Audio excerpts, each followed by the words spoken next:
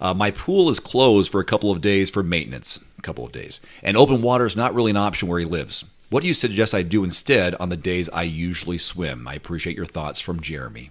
Hey, Jeremy, thanks for following our plan. And this kind of goes back to a little bit about incorporating those walking sessions into the running sessions instead. So you have a few options.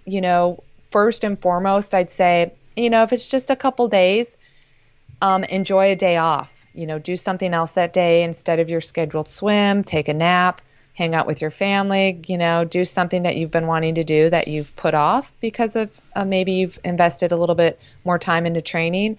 So it gives you a break. Again, if it's just a few days, taking a few days out of the water is not a big deal. If it's a few weeks, well, then that's, my answer is going to be a little bit different.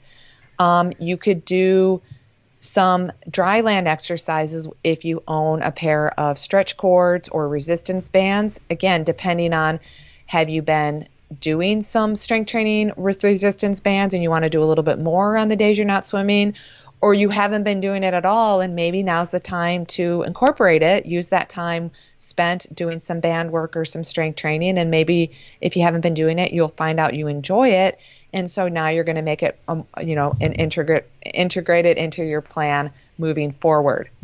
A lot of other athletes I know, especially in 2020 when all the pools were closed for a few months, they were on the rowing machine.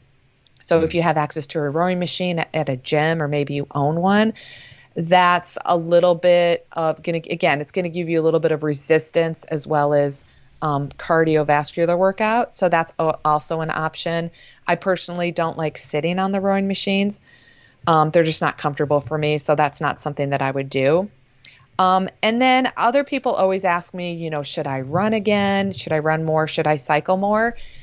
I'm always hesitant to tell someone to run in place of swimming because they're completely different muscle groups, and that extra couple days of running is not going to help your swimming at all. Swimming's a feel for the water. Swimming's an upper body sport. So, and running, if you add more running miles, you're at risk for potential injury. So I'm always hesitant to tell someone to run more. But if you wanted to just kind of go out for an extra spin on the bike and add a little bit more cycling mileage, I think that would be okay. But as long as you keep it low intensity, more in that recovery endurance zone in place of your swim workout, I think that's also a good option.